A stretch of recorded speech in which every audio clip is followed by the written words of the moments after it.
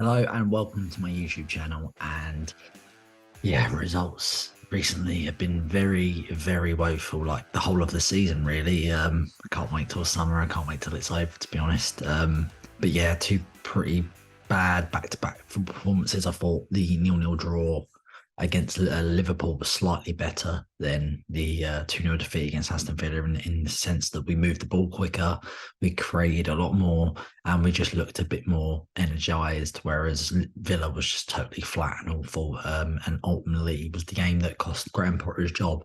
I just want to touch upon that because obviously, there was this whole project thing and, you had to give Graham Potter time. But I think credit where credit's due, he was given more than enough time. In the Abramovich era, he certainly wouldn't have lasted this long. And also some of the decisions and results that he's picked up recently we merited him to go a long time ago. Now, I know you need to trust the process and stick with these managers, but I don't think Graham Potter ultimately was the right man for the job. I think he was a bit out of his depth. I think he's a good manager, don't get me wrong, but I think for Chelsea, for a top six club, I don't think he's that caliber. Certainly, just the whole time, some of his decisions and tactics and decision making was just baffling.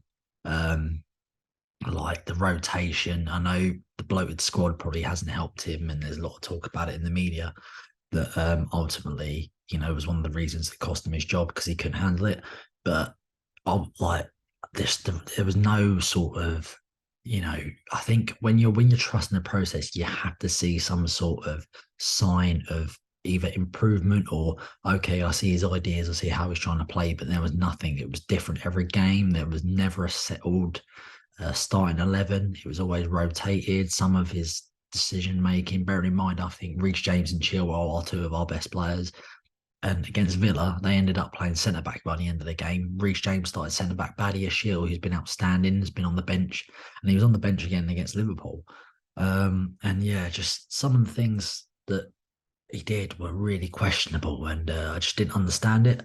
But a positive actually was N'Golo Kante's back, and my word, have we missed him? How much he makes the squad look better. I think him and Enzo and Kovacic in that midfield three look great. I still think that we've spent all this money and we're still missing some key players for me. I think we need a new goalkeeper. I think we need a number 6, and I think we need a striker because if you watch the game against Liverpool, we missed so many chances and it's just so poor that it's now become comical. It's actually comical. Kai Havertz, I just literally, I don't get how he gets away with playing 90 minutes every game, some of the chances he makes. But I don't think he's definitely not a striker. I think he needs to play behind a striker, like where João Felix is playing, to be honest. And we just have all these sort of attacking flair players that we don't really have any leaders. It's just a bit of a mess at the moment, to be honest. And it's ironic because you spent so much money, and you've got a lot of talent there.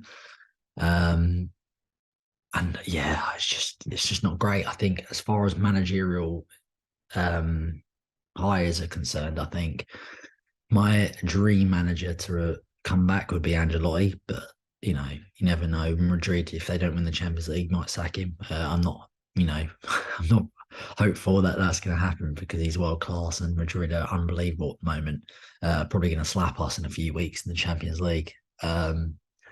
But yeah, from those available, I think I'm probably siding with Luis Enrique, to be honest. I think he's got experience handling with big players. And yeah, out of the ones available, I think he's probably the best option. Even then, no, I'm not convinced. He, took over Spain, underperformed, and then obviously managed Barcelona with a front three of Messi, Suarez, and Neymar. And it's impossible probably to struggle with those up front. I think Pochettino, although he's probably a bad choice in terms of the fans who want him being former Spurs, I think he's probably actually a good choice because I think with the current crop of players we've got in the young squad, I reckon he'd probably do well with them. Zidane, no, I can't really see that happening.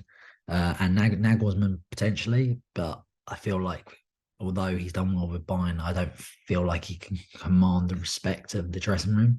But I would be open to having Nagelsmann. I'm not gonna lie.